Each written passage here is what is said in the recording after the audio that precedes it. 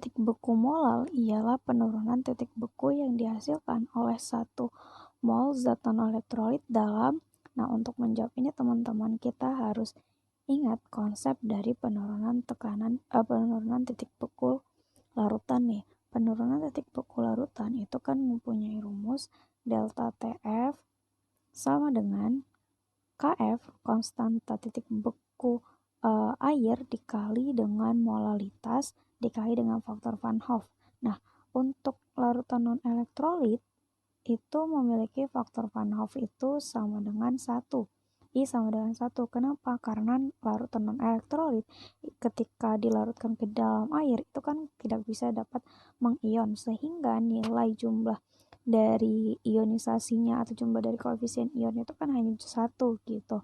Nah, sementara di sini kan yang ditanya adalah penurunan titik beku molal ialah penurunan titik beku yang dihasilkan oleh 1 molal zat terlarut non-elektrolit dalam apa nih? Nah, berarti kalau gitu 1 mol zat katanya dalam 1 mol zat. Nah, kalau gitu kita bisa jabarin nih molalitasnya. Molalitas itu kan artinya jumlah mol zat terlarut di dalam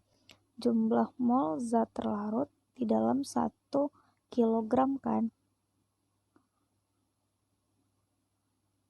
per 1 kilogram zat pelarut gitu. Maksudnya dalam jumlah molalitas itu konsentrasi zat terlarut yang menjelaskan bahwasanya jumlah mol zat terlarut itu terkandung dalam 1 kilogram pelarut. Nah, sebenarnya itu udah bisa jadi kata kuncinya, tapi kita jabarin lagi nih, delta TF sama dengan KF dikali dengan massa zat terlarut. Ini penjabaran dari rumus molalitas dibagi dengan MR dikali dengan 1000 dibagi dengan gram pelarutnya dikali dengan faktor Van Hoff. Nah, karena faktor Van Hoff yang dimiliki non-elektrolit itu 1, maka sebenarnya faktor Van Hoff ini nggak terlalu berpengaruh nih teman-teman dalam kasus untuk nentuin penurunan titik beku gitu. Nah, jadi jawaban yang tepat untuk penurunan titik beku molal ialah penurunan titik beku yang dihasilkan oleh 1 mol zat non-elektrolit dalam 1 kilogram zat pelarut gitu, atau bisa kita sebut juga dalam 1000 gram pelarut gitu. Jadi ini nih yang jadi kata kuncinya. Terlarut dalam 1 kilogram zat pelarut, atau bisa juga dalam 1000